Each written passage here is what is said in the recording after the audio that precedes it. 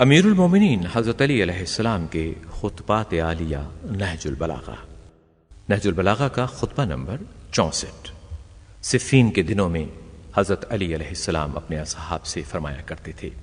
ارشاد امیر المومنین علیہ السلام ہے، اے گروہ مسلمین، خوف خدا کو اپنا شعار بناؤ،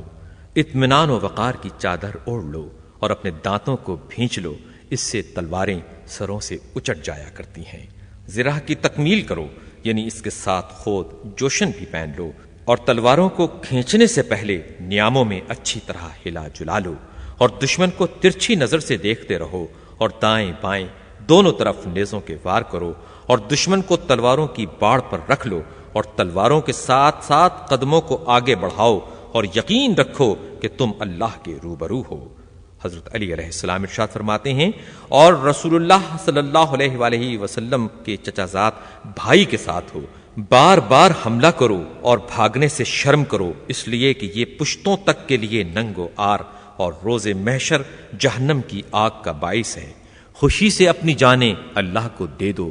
اور پر اطمینان رفتار سے موت کی جانب پیش قدمی کرو، اور شامیوں کی اس بڑی جماعت اور تنابوں سے کھچے ہوئے خیموں کو اپنے پیش نظر رکھو، اور اس کے وسط پر حملہ کرو، اس لیے کہ شیطان اسی کے ایک گوشے میں چھپا بیٹھا ہے، جس نے ایک طرف تو